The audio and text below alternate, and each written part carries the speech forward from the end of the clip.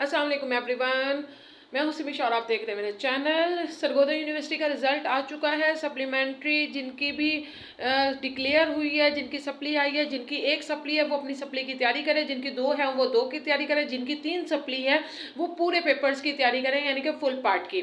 Part one वालों का, जिनका पार्ट वन में तीन सप्ली आई है, वो पार्ट वन के पेपर देंगे और फ्रेश अपने जो पार्ट टू उन्होंने देना है उसके भी पेपर देंगे।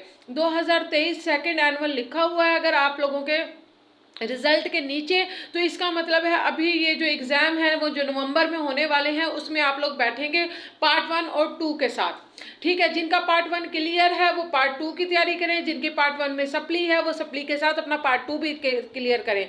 इसके अलावा जिनका 2024 लिखा हुआ है उनके पास 2023 के जो सप्लीमेंट्री है उसमें भी बैठने की परमिशन है, और 2024 में अगर कोई एग्ज़ाम होता है तो उसमें भी बैठने की इजाज़त है। लेकिन मैं इस बात का मशवरा नहीं दूंगी, मैं यही कहूँगी कि जो नवंबर में पेपर होने जा रहे हैं 2023 के सेकेंड एनुअल, उसके लिए आप प्रिपेयर हो जाएं और उसके लिए आप तैयारी करें। थैंक यू सो मच, अपना ख्याल रखिएगा। अल्लाह हाफिज़।